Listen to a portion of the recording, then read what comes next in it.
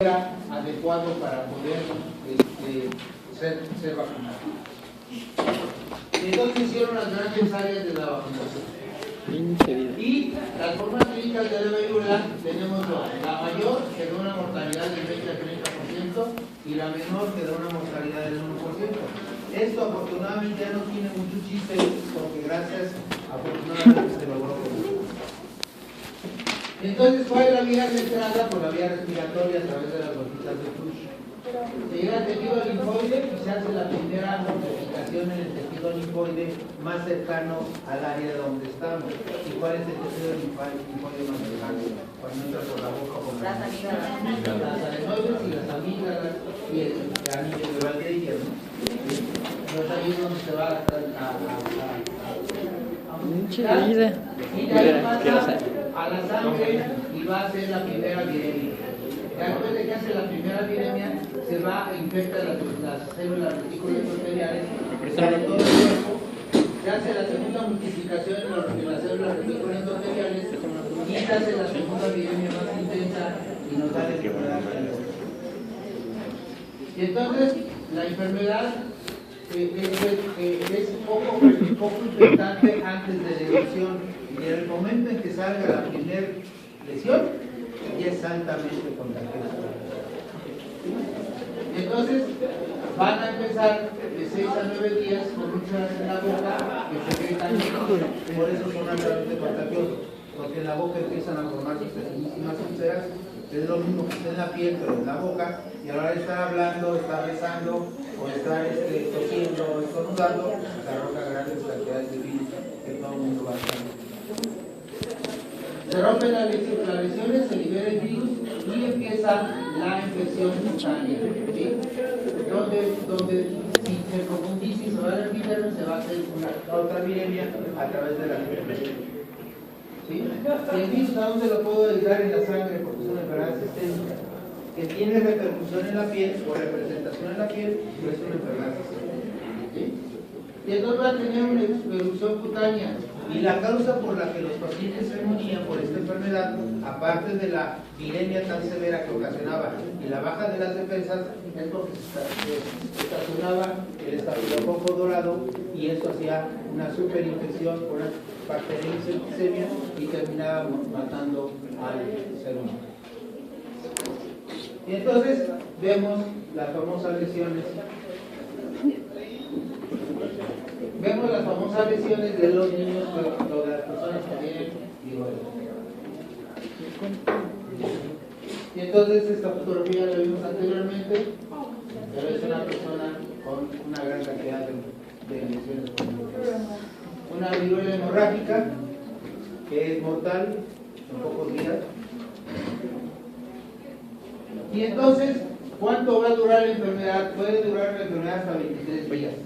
Desde una semana hasta 23 días. ¿Por qué dura esto? Porque tiene un periodo de incubación y un periodo de estado donde está la persona enferma y lo grave es que llegue a la hemorrágica porque va a morir rápidamente. Entonces, ¿en qué consiste esta enfermedad? En que va a tener diferentes estadios. Cuando sale el primer grano, ese grano al siguiente día se va a transformar en vesícula. Pero ese grano que se transformó en vesícula, aparece ese día otro grano más. No estoy hablando de uno, estoy hablando de uno, pero no se representa uno solo, son muchos, ¿sí? Entonces, el primer día tenemos un grano que se transforma en vesícula, una pápula que se transforma en vesícula. Y cuando está transformada en vesícula, ya aparecieron otras pápulas. Y entonces el que esté en vesícula se va a ir a hacer pústula.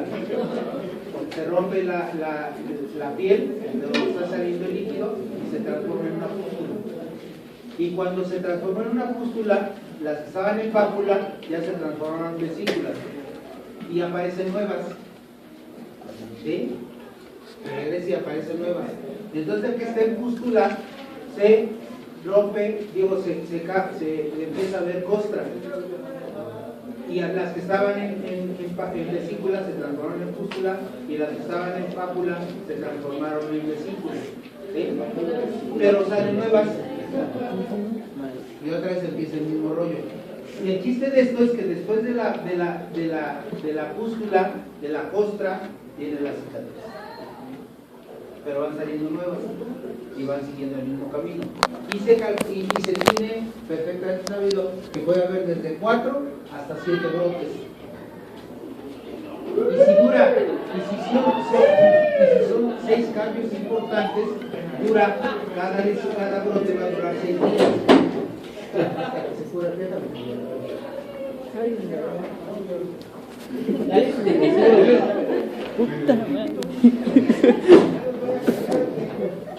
El chismoso no vino, pero sí.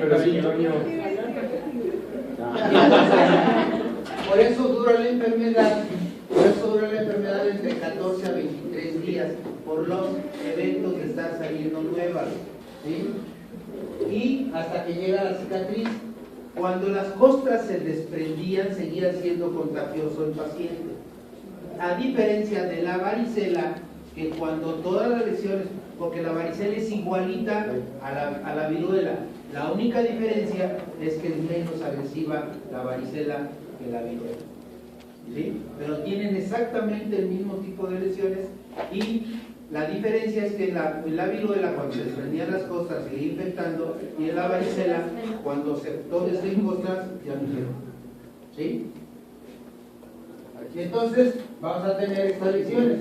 Empiezan con pápula, con vesícula, con pústula, otras ya están en pápulas, otras están en vesícula, y así, y aquí ya empieza a tener unas que empiezan a tener otras, ¿sí? Y así se va transformando. Y entonces la inmunidad es permanente cuando se tiene la enfermedad o cuando se pone la vacuna. No se vuelve a tener ese problema. ¿No todas las inmunidades son permanentes? No todas las vacunas son permanentes. Y esta era la única, ha sido la única que no necesitó refuerzo. No, pero no da como varicela. Si tuviste varicela a una edad determinada y años después te vuelven a diagnosticar varicela, alguna de las dos no fue varicela. Entonces, ¿qué pudo haber sido? Sí, fue un error de diagnóstico. Ahorita, por ejemplo, si a alguien le diagnostican sarampión, ríanse, porque en México no hay sarampión. ¿Por qué no hay sarampión en México? Porque hemos vacunado a toda la población. ¿Sí? Porque un solo caso de sarampión que hay en México hay que vacunar otra vez a toda la población. Oye, doctor, y si no es varicela, ¿qué pudo haber sido? Fíjate que hemos visto niños que son diagnosticados como varicela y lo que tienen es un prurito por insectos. ¿Qué? Prurito por insectos, cuando hay muchos moscos que te pican y es un niño, el niño a veces no te dice que lo picaron los moscos. Entonces, la mamá lo baña al niño un día después y le nota muchos granos. Y cuando hay un prurito por insectos se llenan de granos y el rascado hace que se rompan los granos. Y entonces van a tener salida de líquido a través de esos granos. No sé si se han fijado, cuando se rascan un piquete sale un líquido. Y después el líquido, o esa lesión que ustedes hicieron con el rascado, se hace una costrita muy pequeñita, ¿sí? Que se llaman costras hemáticas, se llaman estas. Y son características del rascado. Entonces, si yo veo a un niño que tiene granos y que lo he visto que tiene esas costritas muy pequeñitas, eso no es una varicela. Tuvieron otra cosa, pero no tuvieron varicela porque la varicela no repite. Si repite, a través de los años, de la varicela se puede transformar en el siguiente evento en un herpes zóster. ¿Sí? Pero no te vuelve a dar varicela. Entonces, bueno, rápidamente, la madre le pasa anticuerpos al niño a través del trabajo de parto y de la leche materna. Y el niño puede tener, y tiene, para la persona que tiene inmunidad, tiene cuerpos permanentes neutralizantes contra la enfermedad, y además es una de las enfermedades que más interferón fabrica. El diagnóstico lo hacemos por laboratorio. No pensamos tener un laboratorio para hacer un diagnóstico de estos, nada más sabiendo cómo es cada una de las enfermedades exantemáticas, es fácil diagnosticarlas. Lo que pasa es que nos confundimos porque no estamos capacitados para poder diagnosticarlas. Y dice el dicho que lo que el cerebro no sabe, los ojos no ven. Si yo no he estudiado enfermedades exantemáticas y no hago un buen interrogatorio, con un simple buen interrogatorio y una exploración, yo sé qué enfermedad exantemática tengo. Y no tengo por qué confundir. ¿Sí? Hay que ser clínicos para poder diagnosticar esto. Pero bueno, yo quiero investigar y le hago aislamiento de virus a través de las lesiones y hago ELISA y pruebas de inmunofluorescencia para saber qué tipo de virus tengo. ¿Qué es lo que hicimos para erradicar esta enfermedad? Vacunar. Y la vacuna nos va a dar una lesión localizada igualita a la de la viruela, pero localizada en una sola lesión. ¿Sí? Y esto va a durar, si haciendo la suma, va a durar 14 días, 14 a 23 días la lesión. Y así se va a ir transformando de una zona hiperémica con una pápula, se hace una vesícula, se hace una pústula, hay dolor de los ganglios axilares porque se disemina hacia los ganglios axilares, se seca, deja una escala de color rosa y a los 7 días yo puedo leer si hizo una buena reacción vacunal la persona. Si no tiene chiste, la única diferencia es que aquí es una sola lesión y cuando es la enfermedad es todo el cuerpo se daña. Entonces aquí vemos la evolución de la vacuna. Entonces se llegó a la conclusión que había que revacunar, pero esto no fue cierto, nomás lo pongo como algo histórico, no se tenía que revacunar. Pero sí hubo gente que intentó revacunar y que no dio resultados. ¿Y no tuvo efecto? ¿Eh? ¿No tuvo efecto? No, porque se hacían lesiones mucho más fuertes. Había una necrosis de la piel. Entonces, ¿cuándo no se debe vacunar? Cuando la persona esté embarazada, porque el virus va a irse hacia el producto y puede tener un aborto, o cuando hay una inmunodeficiencia. Ahí no se puede, porque se hace una reacción acelerada, muy rápida y progresiva, y se disemina como si fuera la enfermedad. Entonces, ¿cuáles son las complicaciones de la vacuna? La vacuna generalizada es lo mismo que la enfermedad muy grave. Encefalitis, vacuna necrosante y progresiva, que la aplican, eso fue la causa de las revacunaciones. Que empezaron a revacunar y entonces en lugar de hacerse una costra, se hacía una necrosis de la piel y sigue extendiendo la necrosis. Así de una forma impresionante. ¿Sí? Por eso ya no se van a revacunar.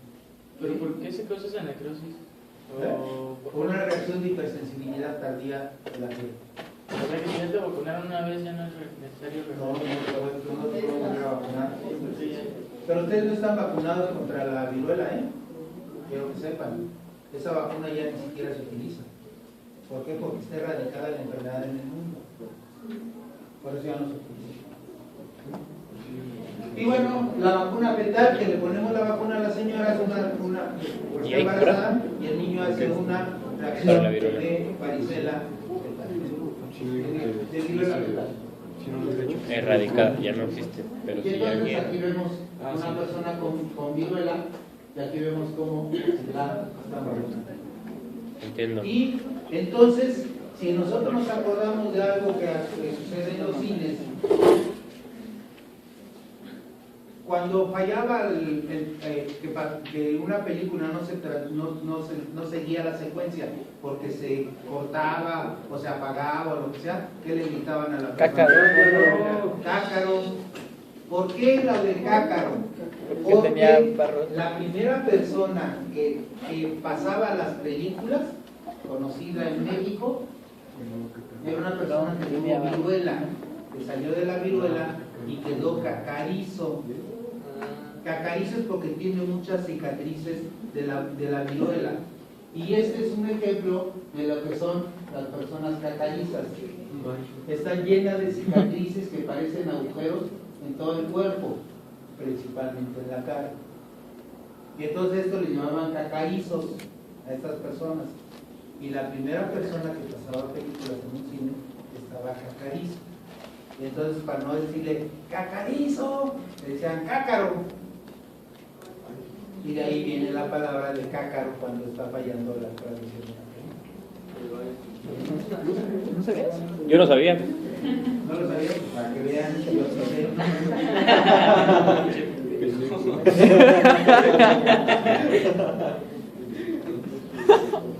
Entonces, cambiamos rápidamente a otra enfermedad que es la actual. Monkeypox. Actual ya no tenemos Monkeypox. problemas con la viruela, pero tenemos problemas con la viruela de los monos. Y entonces los niños, con las personas que están en contacto con monos, se puede transmitir esta enfermedad. La primera vez que se descubrió a esta enfermedad fue en 1958 y se encontró que este tipo de animales tenían, es un mono que tenía la enfermedad. Pero el primer caso, y ya había habido casos, pero no sabían qué era lo que estaba pasando.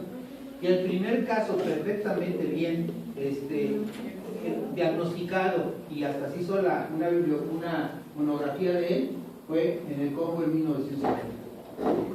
Y se dieron cuenta que era una enfermedad que se llama zoonosis. Zoonosis es porque una enfermedad que afecta predominantemente a los animales. Por eso no zoonosis. Bueno, buenos días.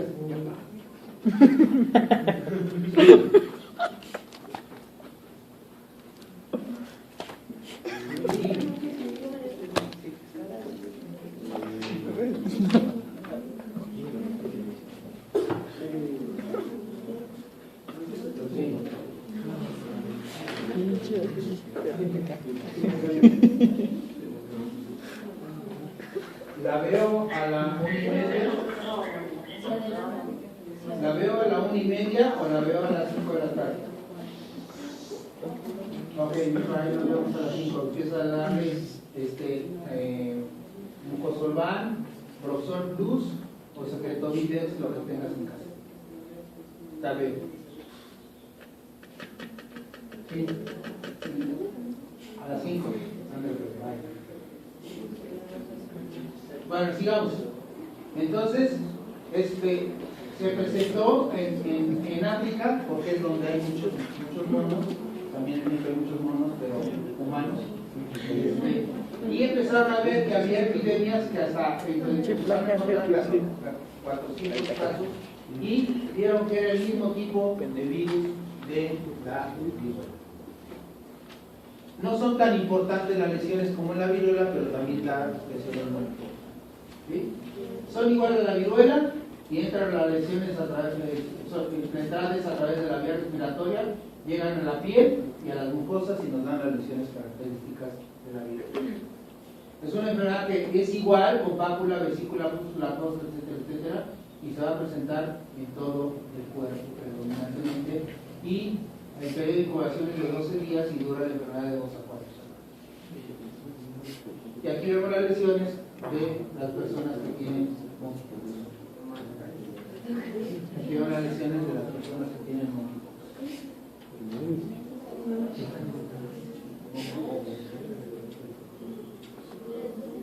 Y cambiamos rápidamente a una enfermedad que es muy común en nuestra actualidad, que se llama molusco contagioso.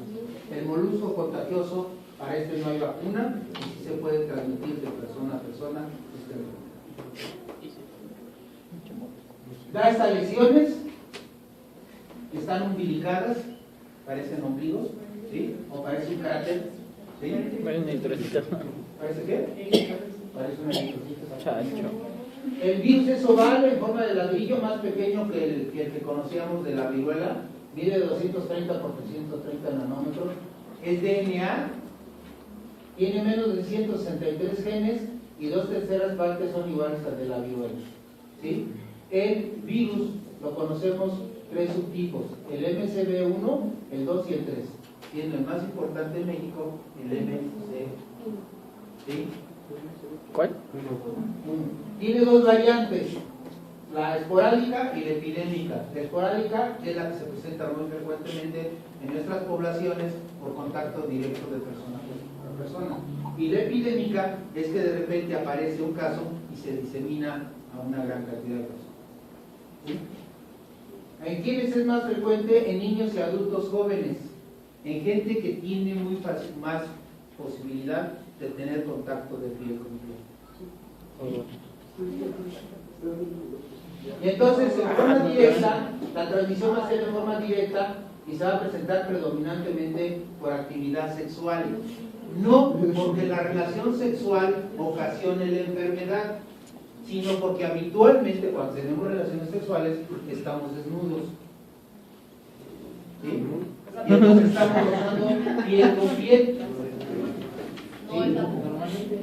No es la penetración, es la relación de estar en contacto piel con piel y de abrazarse, así que casi se quiere meter uno adentro del otro. Y así que ese contacto pues hace que se por eso dijimos que se presenta en adultos jóvenes. También se presenta, es una enfermedad que también puede transmitir los barberos o la gente que maneja salones de belleza cuando están rasurando con la misma navaja. Por eso, cuando vamos a la barbería, tenemos que ver que la navaja que esté poniendo sea nueva. Yo no, a mí no me sale.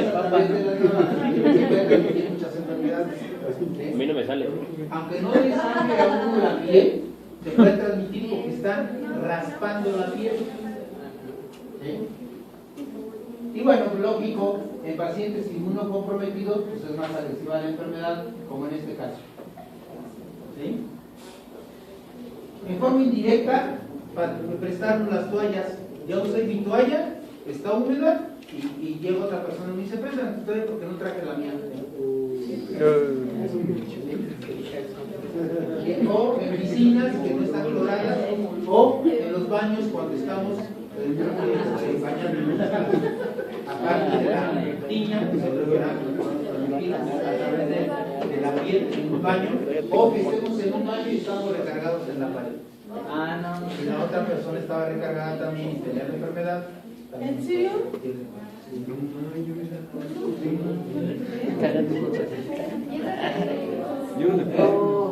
Y entonces vamos a tener estas lesiones papulares que no son lesiones de pápulas de granito, son tumores.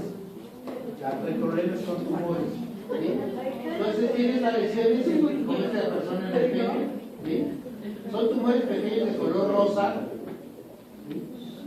Igual a una verruga y mide de 2 a 5 milímetros. Se presentan en toda la economía, incluyendo los genitales. El diagnóstico diferencial es el herpes. ¿Sí? Y entonces vemos estas lesiones tumorales que se presentan en la cara de esta persona y algo muy importante, da mucha confusión. Pero puede haber autoinoculación. Yo traigo una lesión aquí en el pecho y me estoy rascando y luego me rasco la cara y me llevo el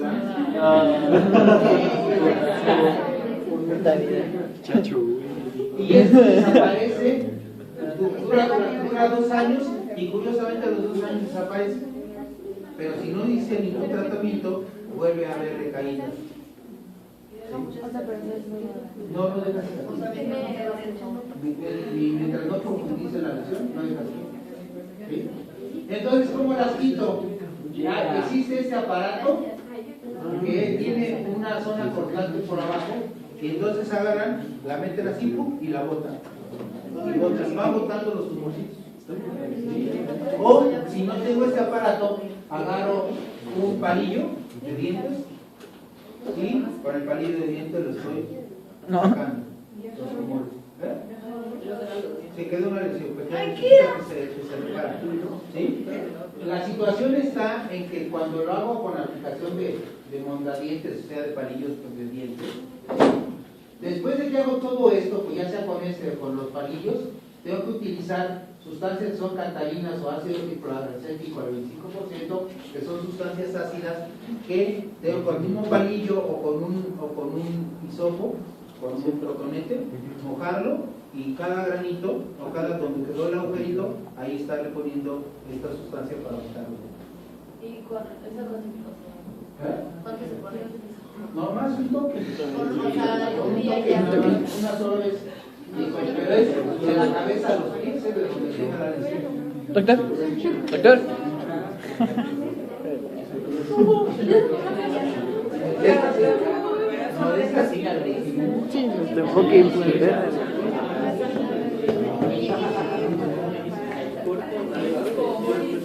Chacorta.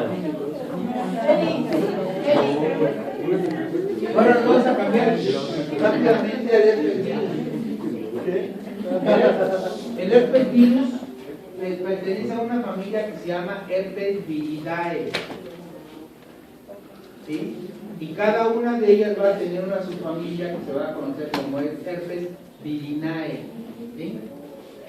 Pero son diferentes virus, son virus del 1 al 9 y dan diferentes enfermedades esta herpes virus. Tienen un filión esférico de 150 a 200 nanómetros, con una cápside concentradética de 100 nanómetros. Para que quepa, este filión esférico tiene que caber en 100 nanómetros, a pesar de que de este tamaño. ¿Por qué? Porque se concentra. Tiene un genoma de doble cadena viral, ¿sí? De doble DNA. Fabrica más de 35 proteínas para que se fabrique el filión y se replica en el núcleo. Dijimos que los DNA se replican en el núcleo, ¿sí? Y sale de la membrana nuclear por quemación para después salir hacia el exterior a través del estómago. Da infecciones latentes. Dijimos que los herpes se guardan en los núcleos nerviosos. Ahí queda, ¿sí? Y se reactiva frecuentemente, como sucede con el herpes tipo 1, de que ya se nos quitó la lesión, pasó un tiempo, algo hizo que nos bajaran las defensas, y ¡pum!, se vuelve otra vez a instalar el herpes labial o el herpes químico. Aquí tenemos a nuestra envoltura del virus, nuestra cápside del virus, y adentro de esa cápside está el genoma. Entonces tenemos tres tipos diferentes de grupos de estos virus. Tenemos al alfa herpes virinae, que tiene un crecimiento breve, que es muy citolítico, destruye muy fácilmente las células, ¿sí?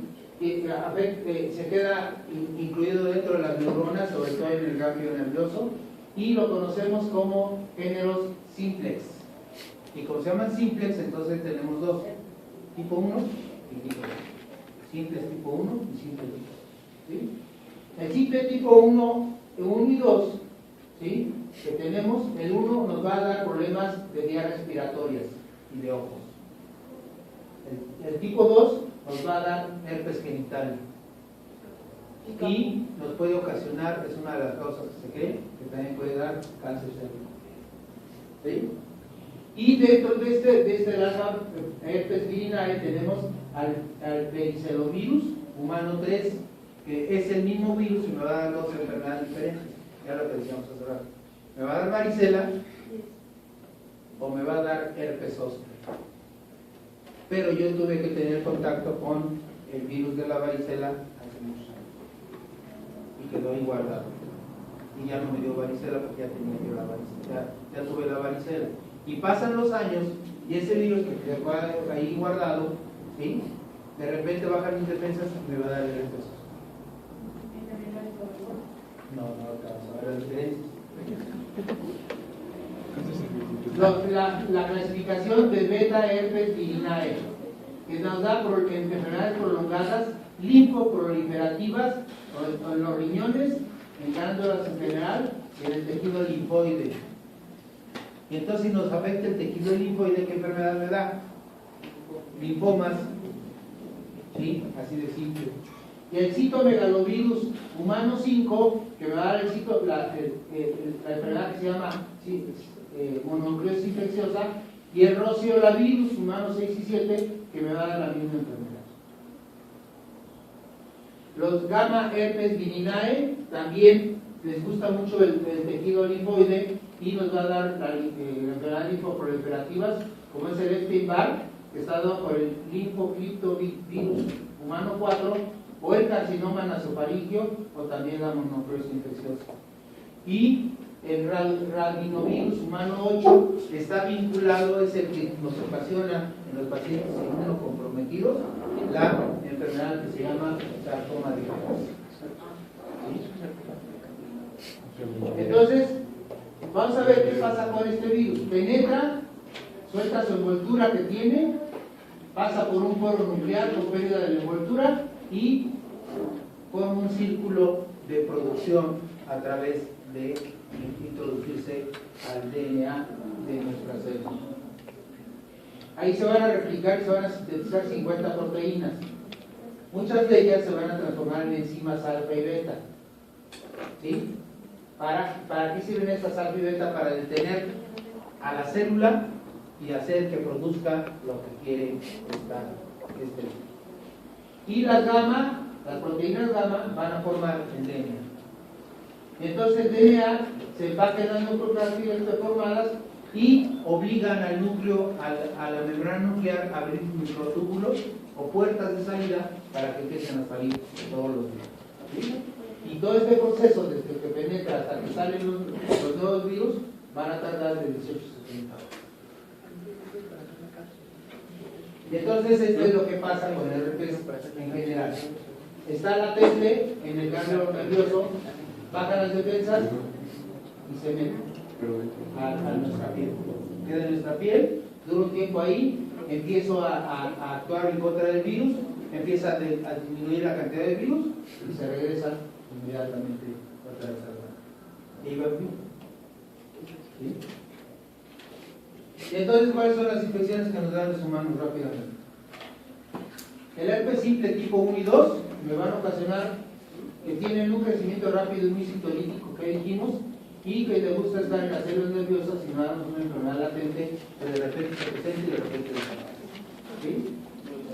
Nos da, el tipo 1 nos da gingivoestomatitis, como dice la palabra, gingivo afecta a las encías y estomatitis afecta a toda la boca. ¿Sí? Nos puede dar queratoconjuntivitis, se puede diseminar hacia el encéfalo y darnos encefalitis, y también nos puede tener a nivel genital. Y cuando un niño nace, cuando la señora tiene herpes genital y el niño nace a través del canal del parto, ese niño se va a embarrar de los virus y como el niño es inmunológicamente inmaduro, va a ser una enfermedad grave que lo va a matar. ¿Sí? Entonces, hay una replicación muy rápida con la muerte celular. ¿Sí? Es el mismo virus, nomás que ya hay un dibujo. Y entonces el herpes simple tipo 1 va a hacer una acción citolítica con necrosis de las células infectadas, se van a morir las células infectadas, con respuesta inflamatoria de la piel y de las mucosas. ¿Qué pasa histopatológicamente? Que llega el virus a la célula, hace una hinchazón de las células, forma cuerpos de inclusión que ya dijimos son partículas virales que están dentro de la célula y que se ven por el microscopio de la luz. Hay marginación de la cromatina hacia un lado la cromatina propia de la célula para formar sus propios DNA. Hay formación de células que se forma un líquido que afecta a la epidermis y a la dermis, y este líquido puede salir por dos caminos: uno que se rompa y que nos esté embarrando la piel, o la otra que sea reabsorbida. ¿Sí? Y forma una costra y después nos queda algo sin importancia que no tiene cicatriz. Doctor, Como se hace la lesión, no nos deja cicatriz. por la vez es malo que se reabsorba, ¿no? ¿Eh? Es malo que se reabsorba, El líquido no. ¿no? El malo es que el virus se regrese. Y algo muy importante, a pesar de que hemos tenido durante muchos años el herpes labial, no nos deja ninguna cicatriz. Esa es la curiosidad. Y entonces a nivel neonatal va a afectar a todos los órganos, y lo peor de esto es que va a ser una enfermedad hemorrágica, una necrosis hemorrágica en todo el cuerpo del niño. Va a haber una necrosis de todas las células, va a haber un eritema perivascular donde se van a romper los vasos, por eso se escapa la sangre y el niño muere debido a estas enfermedades. Y entonces, bueno, aquí vemos el herpes labial. Y lo conocemos como fogazos, y dijimos que cualquier cosa que baje las defensas de nuestro cuerpo hace que el virus se salga y nos lleve a la enfermedad. ¿Sí? Lo curioso del caso es que el 80% de la población mundial tiene este virus. pero en su interior lo tiene guardado. De ese mismo virus, que no es por dentro del... Tanto por fuera como por dentro. Puede afectar toda la boca y dar lesiones muy importantes. Y una persona que tiene gingivoestomatitis, como también las amígdalas están inflamadas, no puede ni siquiera tragar la saliva. Son gente que está constantemente escupiendo porque no puede tragar la saliva. Y en el niño es muy común ver esto, porque el niño se escupe y escupe cuando tiene herpes. ¿Sí? Porque le duele mucho de tragar. Estas son las lesiones que se pueden presentar en los labios o en la boca y se pueden presentar también en los genitales. Cuando bajan las defensas,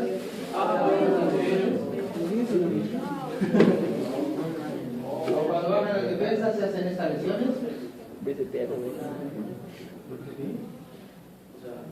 Y bueno, el herpes neonatal está dado por el herpes tipo 2, ¿sí? Se presenta en el útero, afecta el canal del parto, puede pasar al útero, este virus, ¿sí? Y este niño, esta señora que tenga herpes genital, la tiene que sacar al niño a través de cesárea. ¿Qué? ¿Sí? Y bueno, la propagación también puede ser a los familiares, están en contacto con una persona con herpes, está en contacto con otras personas y puede transmitir la enfermedad, o nosotros los médicos políticamente estamos haciendo las cosas con la mano en protección adecuada. Doctor, lo del ¿cuál era? El molusco contagioso, ya ve que tenía formas indirectas como de toalla, para contagiarse como la toalla o piscinas sin... ¿También en el gym se puede contagiar? ¿También qué? Por agarrar las barras, ¿se puede contagiar a alguien en el gimnasio? Ah, bueno. Pero si tienes angustia, llévate un gel. Nah. Y antes de agarrar la barra, Hay que bañar a la barra para agarrar. el herpes genital en una mujer, el herpes genital en una No, pero una sale que niña si la toalla le que fue puede violada. contagiar porque tiene una barra. ¿Sí? Y cambiamos rápidamente a herpes virus, que nos va a dar la varicela y el herpes zóster. Lo vamos a ir tocando las dos enfermedades. Aquí tenemos a nuestro virus del herpes zóster y nos va a dar lo que conocemos como varicela o viruela loca. Así le llamábamos antiguamente a la viruela, pero se llamaba a la varicela, se llamaba viruela loca. Pero como era mucha confusión decir viruela y viruela loca, se le quitó el nombrecito de viruela loca, que todavía en algunos autores, en algunos libros lo van a encontrar como viruela loca, y actualmente se llama varicela. Es una enfermedad leve, muy contagiosa, que afecta predominantemente a los niños. Cuando el adulto que se enferma, no está capacitado el adulto para resistir este tipo de enfermedades y el adulto se pone grave. ¿Sí? ¿Por qué? Porque le va a dar una varicela hemorrágica. Entonces, cuando el adulto esté en contacto con un niño que tiene varicela y él empezó a tener varicela, hay que tomar inmediatamente aciclovir a grandes dosis. 400 miligramos de aciclovir cada 6 horas. Cada 6 horas, porque la vida media del aciclovir dura 6 horas. Si dice no, dáselo cada 8, peor, dáselo cada 12, le va a funcionar igual. No es cierto. A las 6 horas el aciclovir ya está distribuyendo en nuestra sangre y la idea es que siempre tengamos niveles altos de medicamento para distribuir a lo que queremos. Entonces es un medicamento que se utiliza cada 6 horas durante 5 a 7 días. En el adulto no hay que estar, es que está muy caro 400 miligramos, que sería más caro que le diera una enfermedad hemorrágica. ¿Sí, cuánto le va a salir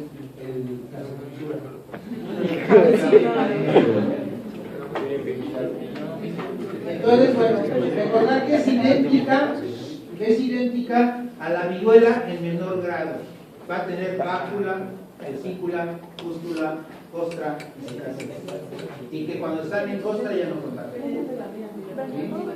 Que aquí vemos al virus y vemos las lesiones de nuestra piel que están en diferentes estados. Aquí tenemos una varicela que a pesar que lo ven muy mal, este niño sale adelante fácilmente. Y esta es una varicela hemorrágica del adulto. Por eso al adulto, más que al niño, aunque a los dos se les puede dar el tratamiento, más que al niño. ¿Por qué los adultos ¿Qué más? tienes que hacer si no te ha dado? Porque no está preparado para eso. Primero, ponerte la vacuna. Hay vacuna para eso. Y segundo, si ves que vas a estar en tu internado, o en tu servicio social, o en tu residencia, contacto con pacientes con varicela, cuando tienes la vacuna, no sé cómo convertirte en médico legista, como muchos de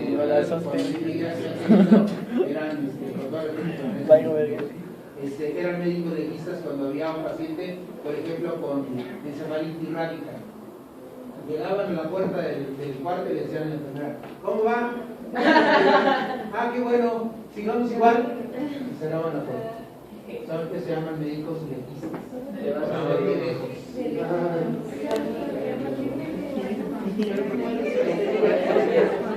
A partir de los 16 años de No sé, ¿saben por qué? Putísima madre. Doctor. Porque sí, o sea, el niño tiene menos como... Está más inmuno. Bueno, ajá, como más defensas, le afecta más al adulto que al niño. Porque el niño está más capacitado a su resistencia, el adulto no. A pesar de estar más maduro inmunológicamente, hace unas reacciones muy severas de las enfermedades exantemáticas. Por eso hay que dejar. Entonces, el herpes zóster es lo mismo, nada más que localizado en un trayecto nervioso. Es la misma enfermedad, nada más que localizada en un trayecto nervioso, que es la diferencia entre la varicela y el herpes zóster. Es la misma enfermedad, nomás que una es diseminada y la otra es exclusivamente de filetes nerviosos, de trayectos nerviosos. Y aquí vemos el herpes zóster en un trayecto nervioso. Aquí vamos a ver el herpes zóster en dos trayectos nerviosos, están a cada lado de la columna.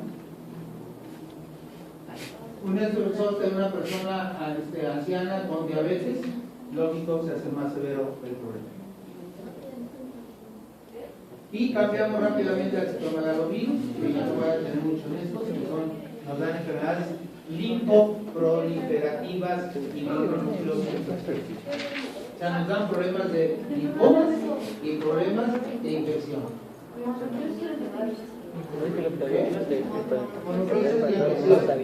Es una enfermedad infecciosa. Y la linfoproliferativa es una enfermedad de modulación de las células, de inmortalización de las células que se van a transformar en cáncer. ¿Sí? Y entonces son herpes, son virus que enferman a los humanos, se llaman citomegalovirus, dan una infección latente intrauterina y postnatal, y cuando la mujer tiene citomegalovirus o aborta, todos los embarazos que van teniendo o si el citomegalovirus invade al niño y ese embarazo evoluciona, nace el niño con malformación. ¿Sí?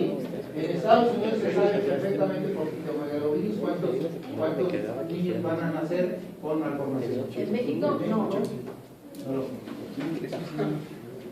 Aquí tenemos el Soy un perro. y entonces, tiene mayor contenido génico, es el más grande de todos por su contenido génico, tiene 240 kilopares de bases, ¿sí? Y afecta a la inmunoglobulina porque se fija en la parte FC. La fracción cristalizante. Y hace que la inmunoglobulina no.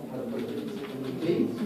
Y entonces es una evasión inmunitaria porque cubre a la inmunoglobulina y la inmunoglobulina ya no.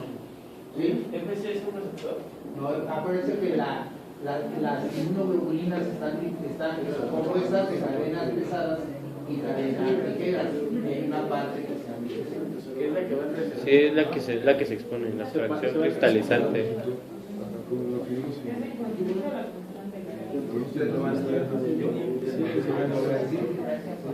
Es la constante. Este es un linfocito. Recuerden que se llaman linfomas porque afectan a los linfocitos y predominantemente a los linfocitos No sé qué inmunoglobulina. A los T es muy difícil que se puedan ser invadidos porque son células de destrucción. Los linfocitos B son células fabricantes de anticuerpos. Pero llega el herpes, se mete al linfocito B y empieza a hacer una degeneración del linfocito B para que no sea destruido, no haya apoptosis, ¿sí? Y entonces el linfocito B empieza a hacer un macronúcleo porque adentro se está formando los virus y está siendo deformado para que sea inmortal la célula del linfocito B. Y aquí vemos otros virus que están queriendo entrar a otras células. ¿Sí? Y entonces me va a dar lo que conocemos como enfermedad de Epstein-Barr. Y la enfermedad de Epstein-Barr es esto. ¿Sí? Y me va a dar mononucleosis infecciosa, es esto. Me va a dar carcinoma nasofaríngeo, nos va a dar linfoma de Burkitt o nos va a dar otras enfermedades linfoproliferativas llamadas linfomas. ¿Sí? Las propiedades de este virus es un genoma DNA de 172 kilopares de bases que predominantemente tienen guanina y citosina y que la biología viral hace que el virus afecte a los linfocitos B pero no los destruya, los inmortalice para transformarse en una enfermedad de tipo cáncer. ¿Sí?